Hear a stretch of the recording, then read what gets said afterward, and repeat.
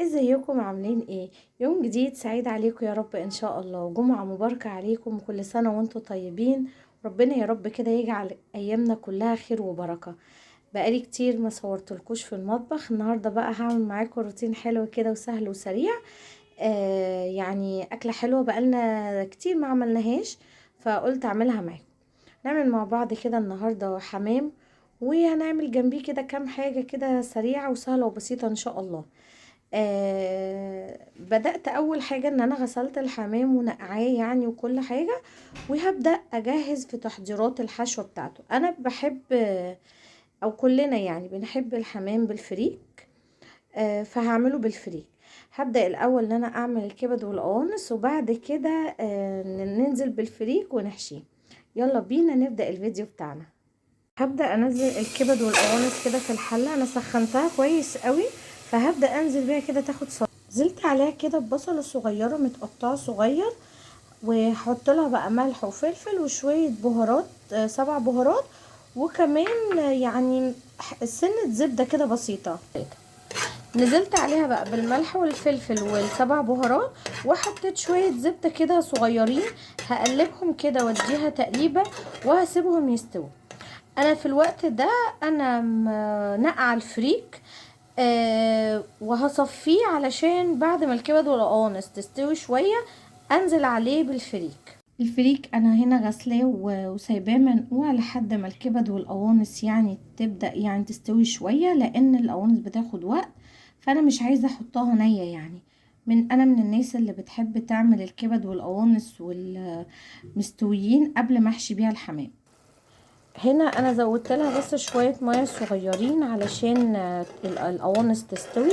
اول ما تشرب الميه هنزل عليها بالفريك، فهصفي الفريك دلوقتي. نزلت على الكبد والقوانص هنا بقى بالفريك بعد ما صفيته كويس وقلبته كويس جدا.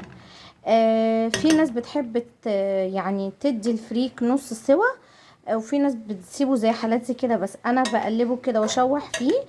وبعد كده برفعه من على النار. يعني مش بسويها، انا يعني بعتمد على التسوية في الشوربة بصراحة. فممكن تعملوا ده وممكن تعملوا ده، فالاتنين برضو هيدي نفس النتيجة. معايا بقى هنا بصلة مبشورة، يعني بعمل كده بصلة نية عليها ملح وفلفل وشوية بابريكا، وبعد ما الفريك بيستوي بحطها عليها. فريك هنا يعني خلص ورفعته من على النار كده في حاجة واسعة. هنزل عليه بالبصلة النية اللي انا بشرتها، وهقلبها كويس واسيبه يبرد، وبعد كده احشي الحمام.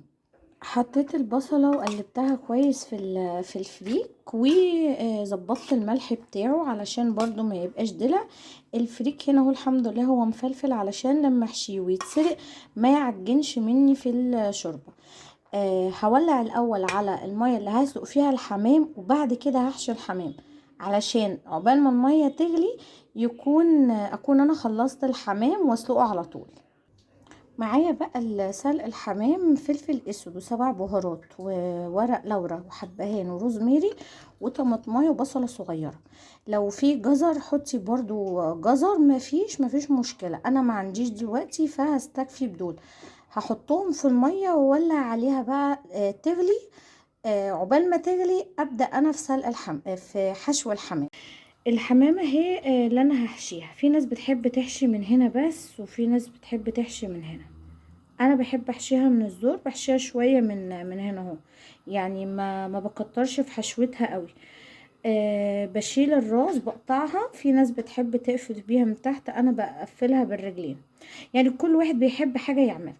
انا دلوقتي هبدا ان انا احشي اول حمامه كده اهو. هحشي الاول كده في بطنها، ماشي، مش هملاها قوي، يعني مش هكربسها قوي. شوف كده لحد ما تاخد، وابدا اقفلها من الظهر. قفلتها كده من الرجلين من تحت، وهبدأ احشي الزور يعني.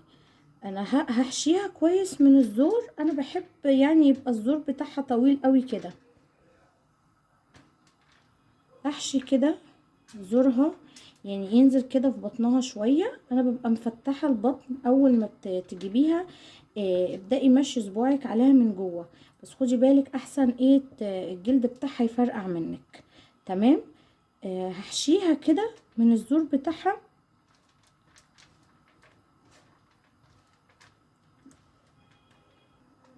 هبدأ بقى اجيب جناحها ده كده والجناح التاني كده هو ورا، يبقى شكلها كده من ورا وهتبقى كده اهو من قدام، واسيبها وبعدين احشي الباقي. وهنا برضو واحدة تانية، بس هو يعني للاسف الراجل قطع لي الجلده بتاعه الرقبه، انا بحبه يسيبها لي يعني طويله شويه قد الرقبه بالظبط، عشان اقدر احشيها من الزور كويس يعني، بحيث لما انزلها الميه تقفل على طول.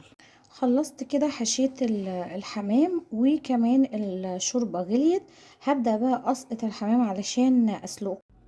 حمرت بقى شوية ممبار. الممبار تقدروا تعملوه بالطريقة اللي انتوا عايزينها، في ناس بتعمل الخلطة بتاعته ني في ني، وفي ناس بتسبكها زي المحشي. انا عن نفسي بسبكها، في ناس بتحب تحشيه برضو لحمة مفرومة، في ناس ما بتحبش. انا عن نفسي بفضل الرز بس. هنا كمان كنت خلاص حمرت الحمام. بالمناسبة انا كمان كنت حاطة على الممبار شوية بهارات كده، والتتبيلة كنت عاملاها عشان يدي طعم من بره. وكمان عملت طاجن فريك بالكبد والقوانص. وتقدروا تدهنوا الحمام صلصة كاتشب دبس رمان، بس ضيفوا لهم يعني ملح وفلفل عشان يدي طعم للحمام من بره يعني. الفيديو بتاعنا خلص، يا رب يكون عجبكم. ما تنسوش تعملوا لايك وشير وسبسكرايب، تعليقات حلوة كتير.